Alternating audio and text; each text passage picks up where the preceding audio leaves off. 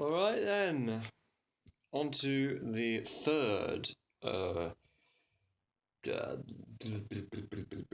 the third FMP piece. That's yeah, FMP exhibition piece. Right.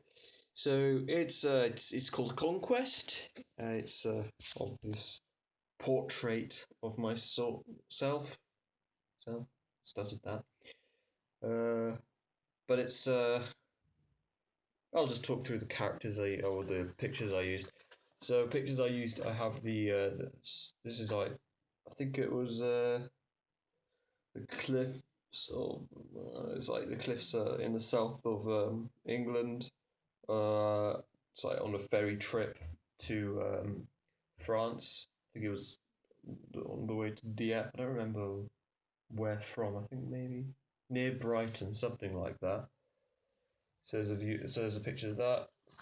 And then I used this to do the top bit of the this peninsula that I've manufactured on Photoshop. Uh, so that was in France, in South France, and then what I used to sort of as the base model, I guess, to aid me in the creation of this version of myself in this alternate timeline, and yeah, it's obvious what that is. And then this wall that I thought that could be like maybe I'm on this castle that's on the other side of this. Maybe it's like an estuary or something. I wasn't really I sure. I just sort of thought I'd have a wall to sort of complement me, so it doesn't look like I'm just standing in the middle of nothing. I'm like on something. And then I've got this flag I got from the internet to help me just work out how this flag would look in this image. Um, but the idea was that I based the design of the suit of Simon Bolivar, which I've already gone into detail in, and it's a similar kind of story where this character I'm supposed to represent is my alter ego that I call Zaro Adelpha, and oh yeah, the castle there's a. I'm pretty sure I have the image of that. It's not a castle, it's the Mont Saint Michel in France. Yeah, there it is. I missed that. Yeah, that's in Normandy. So I used that as a sort of castle on to go on top of the peninsula. But sorry, I'm going to go into this character. So yeah, he conquers this region. He sort of unites it, overthrows the monarchy, and installs a sort of democracy. That's my idealist alter ego kind of person, and then it's the flag he designed, sort of based off the Soviet flag, red background, and I use blue instead of yellow because I think blue's cooler. Or cyan. Let's just get specific. It's cyan. So so I'm going to what I did to make it. God, this as if light is getting a little bit annoying now, isn't it? There we go. Right.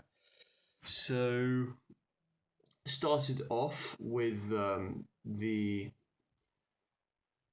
Mont Saint Michel, and then the image I got from France, as well as the those cliffs in the south of England. So here I'm just fiddling about with some colours, effects, and the sea, trying to make that look good, as well as the sky.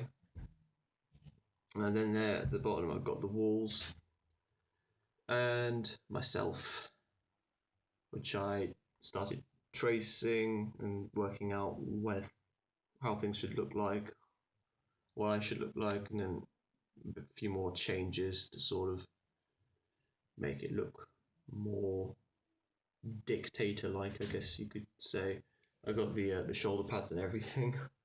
I think on the right side shoulder is a bit squished looking compared to the left side, but oh well.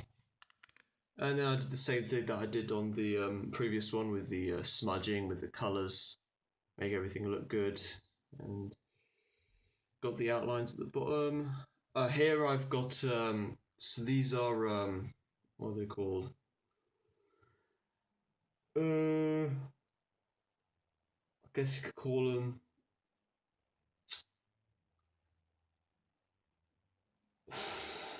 filter. There we go. I created my own filters rather, similar to what I did with the grain in the first image, except I made these instead of render them.